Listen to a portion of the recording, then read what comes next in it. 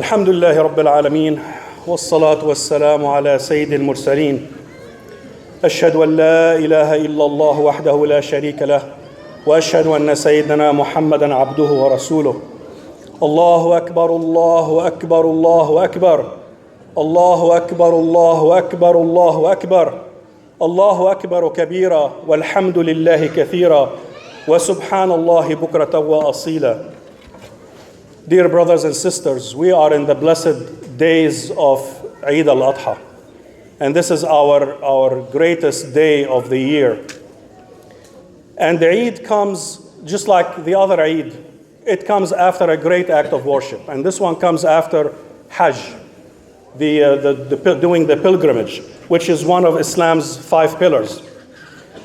And if you look at the rituals of Hajj, it commemorates and honors the family of Sayyidina Ibrahim alayhi salam.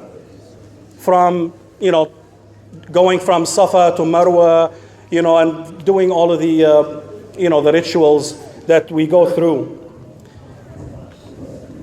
But the greatest lesson we get out of the life of Sayyidina Ibrahim is his complete submission to Allah. Him, his wife Hajar, his son Ismail, they had complete submission to Allah. So Allah Tabaraka wa Ta'ala made Sayyidina Ibrahim childless with his wife Sarah for many years, until he was old in age, until he blessed him with a son, Ismail alayhi salam. And in Surah As-Saffat, chapter 37, in verse 101, Allah says, فَبَشَّرْنَاهُ بِغُلَامٍ حَلِيمٍ. So we gave him good tidings of a forbearing boy. Now, forbearance is not a quality of young people. So this boy was going to be somebody special. It was not an ordinary son. He was going to be Ghulam Halim. So Ismail was very loved to his father. And what father would not love his son, especially in an old age after many years of having no children, and now you have a child that you can call your own. In the beginning of verse 102, Allah says, فَلَمَّا بَلَغَ مَعَهُ السَّعِي قَالَ يَا بُنَيَّ إِنِّي أَرَى فِي الْمَنَامِ أَنِّي أَذْبَحُكَ فَانظُرْ مَاذَا تَرَى. And when he reached with him the age of exertion, that means he was helping him at the age where he can help him. He said, "Oh my son, indeed I have seen in a dream that I must sacrifice you.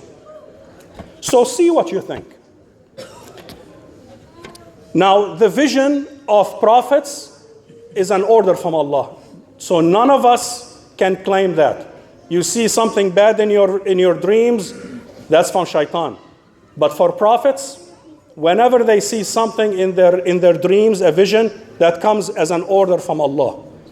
So he knew it was an order from Allah. He wanted his son to share in the reward, because he was going to do it anyways, because he loved Allah so much, and he submitted to him that he would do anything that Allah ordered him.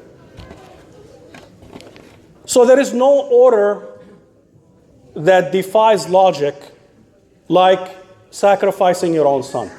For us, there is absolutely no reason whatsoever for somebody to convince you to go in and sacrifice your own child. Again, in Surah As-Saffat, in the beginning of verse 102, قَالَ يَا أَبَتِ فَعَلْ مَا تُؤْمَرْ سَتَجِدُنِي إِنْ شَاءَ اللَّهُ مِنَ الصَّابِرِينَ. So Ismail told him, "Oh my father, do as you are commanded. You will find me, if Allah wills, of the steadfast." So not only Sayyidina Ibrahim submitted, but Ismail alayhi salam submitted as well. He was a Ghulam Halim. It's amazing, this beautiful family, that he knew that his father was a prophet, and when Allah orders, you must perform whatever Allah orders you. So he said, "Yes, I will comply." Now the devil appeared to Sayyidina Ibrahim, say, "What are you doing? You're going to kill your only son. You have nobody, you're old age. So Sayyidina Ibrahim took pebbles and threw it. The devil appeared to him as an old man in white clothes, somebody who looks like religious, white clothes and beard and, don't do it. He knew exactly who it was. It was the devil. He took the pebbles and he threw it at the devil. So the devil gave up. He went to Ismail, said, "You're going to let your father kill you?" Ismail did the same thing, took pebbles and threw it at him. Now, what is not mentioned in the surah is the submission of Sayyidah Hajar. After all, her only son was going to be sacrificed. So the devil went to her, is like, your husband is going to kill your only son. You're going to let him? She knew exactly who he was. She took the pebbles and threw them at him. So when you go to Hajj on these days, when you go to Mina, you take 7 pebbles and throw them at the 3 sites. And these are the 3 locations where the devil appeared. The big one was, when he appeared to Sayyidina Ibrahim. Second one, Ismail, and third one, Sayyidah Hajar. So that's the rituals that you do when you go to Hajj. In verse 103, فَلَمَّا أَسْلَمَا وَتَلَّهُ لِلْجَبِينِ. And when they had both submitted, Ibrahim and Ismail, alayhimus salam, they submitted to the order of Allah. Now it's time to sacrifice. They both submitted, and he put him down upon his forehead. Now Sayyidina Ismail, he was such a great son. They said, "Father, don't put me on my back, because our eyes may see each other, and you may hesitate and not do it."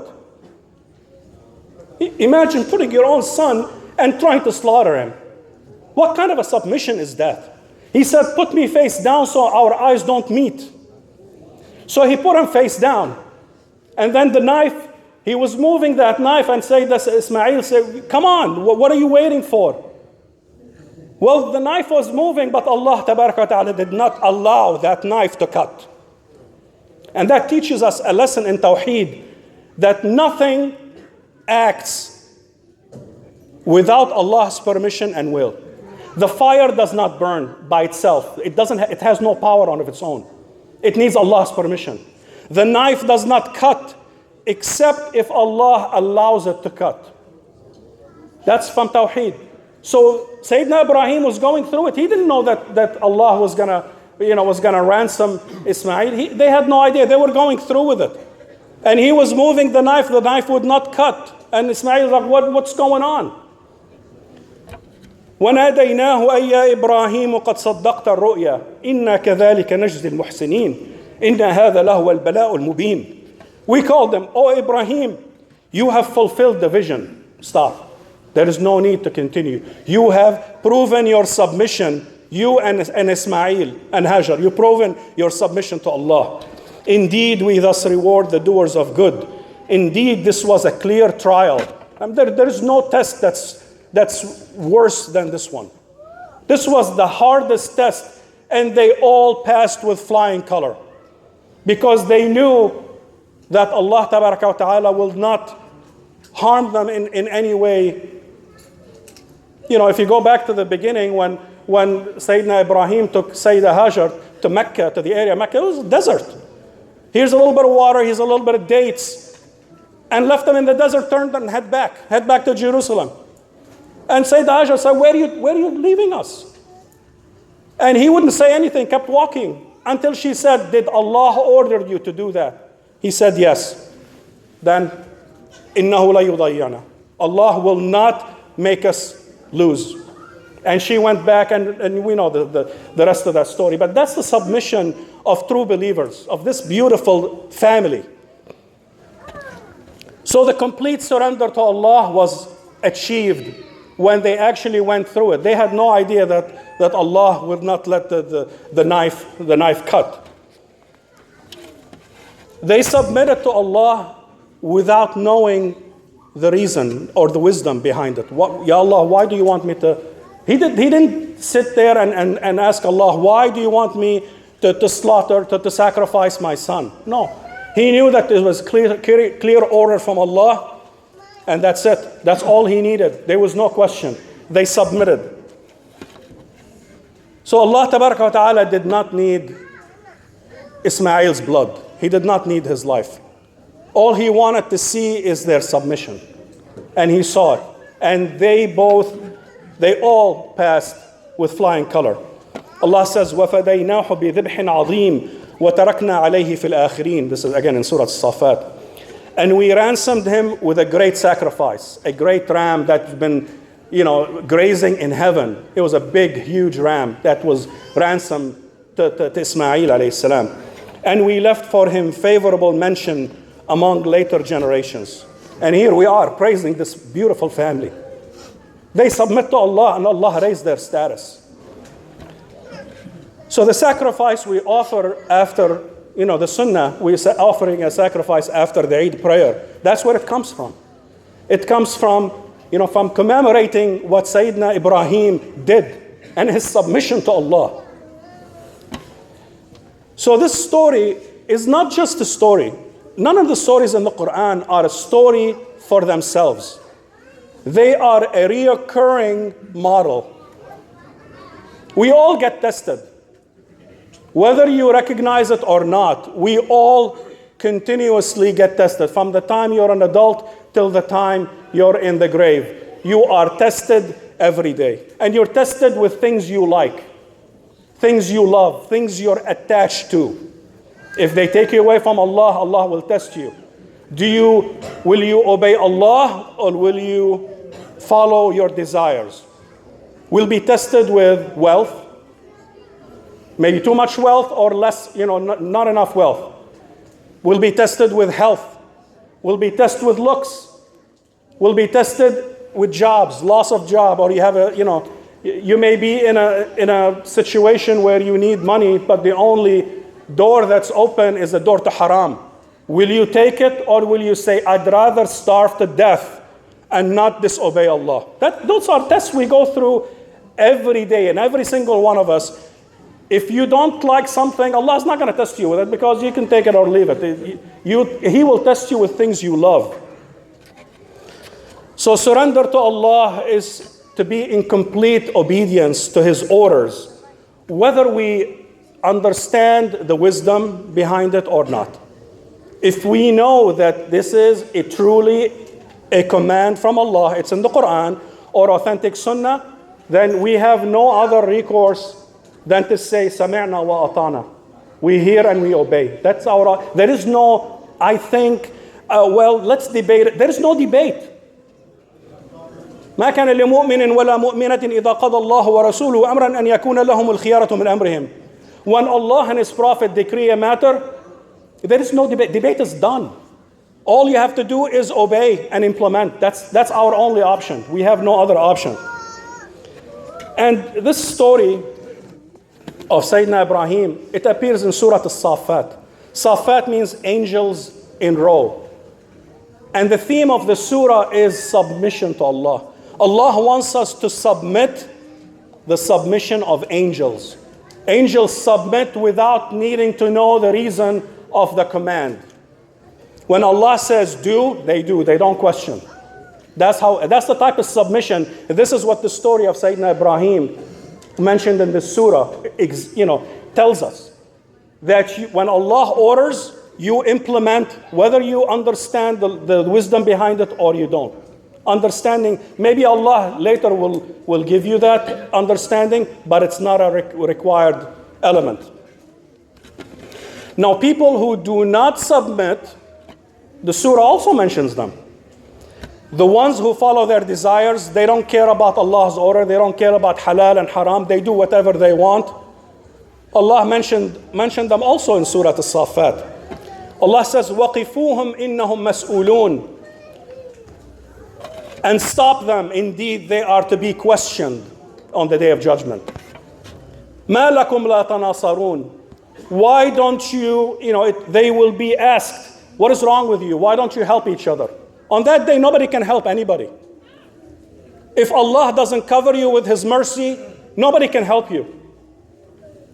ما لكم لا تناصرون. In this life, you all banded together and you attacked Muslims and you attacked people and you took this and took that. And you didn't care of the consequences. Now on this day, help each other if you can. Why don't you help each other? And Allah says, بَلْ هُمُ الْيَوْمَ مُسْتَسْلِمُونَ. But they, on that day, they are in surrender. They did not surrender in this life.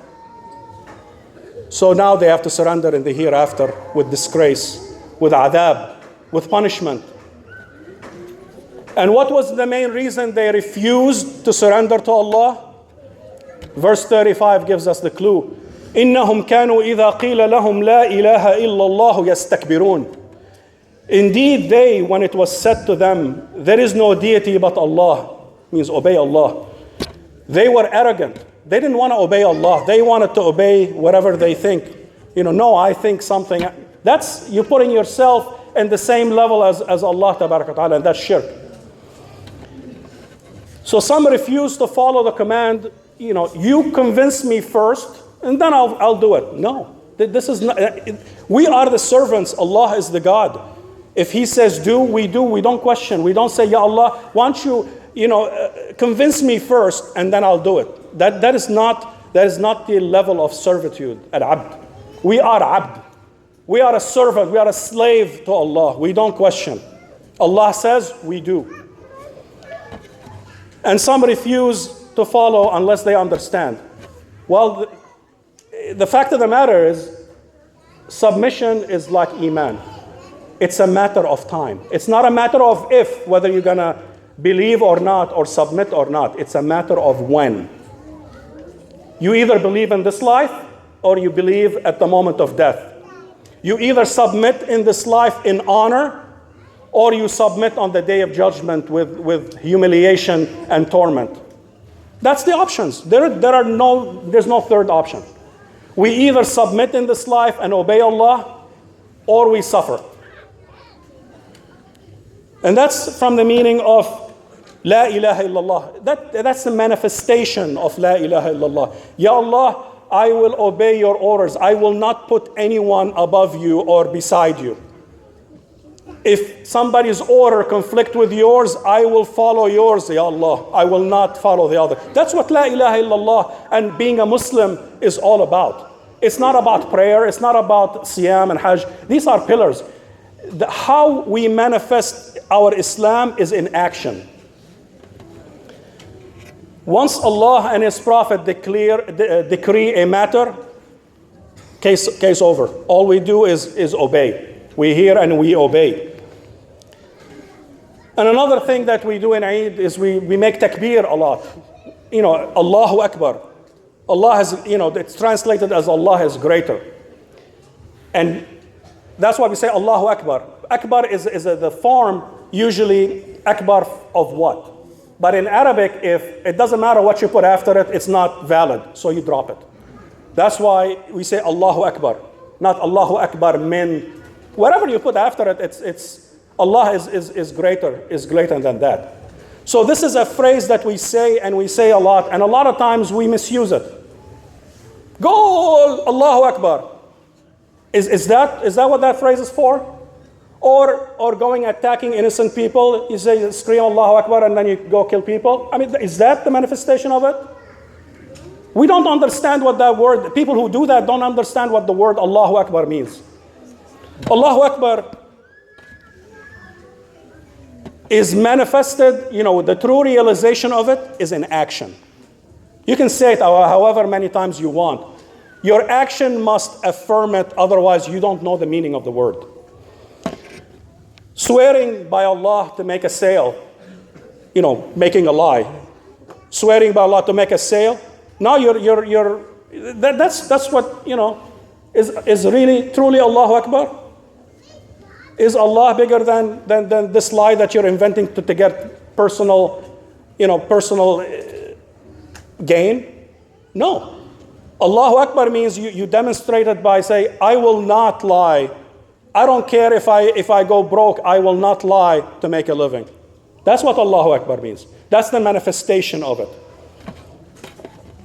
The ones who disobey Allah, obey somebody else, in the disobedience of Allah, they don't know what the word Allahu Akbar means, even if they say it 100 times.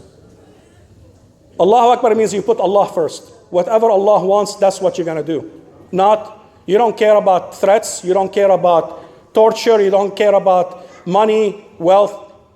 If it's going to get you in trouble with Allah, you put it aside. You don't need it. That's what Allahu Akbar means. Allahu Akbar is a way of life. It's not just words that are said. Allahu Akbar is a phrase that we say after we conquer our desires, like after Eid, after fasting, and after Hajj. Hajj it's like jihad. It's a training for jihad. You just take yourself for 2 weeks out of your normal schedule, and all you're doing is running from one place to another. That's training for jihad. So you go against your desires. Yes, then Allahu Akbar is warranted. You say it in prayers. Ya Allah, praying for you, praying to you, and obeying you is bigger than anything in this life. When we face the enemy, we say Allahu Akbar, because no matter how strong the enemy is, Allah is stronger, and He will take care of us. That's the true place to say Allahu Akbar. And living in a non-Muslim country has its challenges, but we must be proud of our faith. If they offer food, like for example, when you were during Ramadan, you're fasting, you're at work. They offer food. Some people, I'm not hungry. I'm just, tell them you're fasting. Be proud of your faith. What are you ashamed of? I'm fasting. When they offer alcohol, say, I don't drink alcohol. Our faith prohibits it. Be proud of it. When it's time for prayer, let them see you praying in the open. If you're praying in an office, open the door. Don't close the door. Don't hide. Trust me, people will respect you when you are true to your faith, through your principles. When you live Islam, people will respect you. Turning down a lucrative job, even if you are starving and bankrupt, and you say, Ya Allah, I will not, take haram. I would rather die from starvation than to eat 1 penny of haram. When Allah sees you like that, you submit it, then truly you said Allahu Akbar, and Allah will help you. Allah will test you.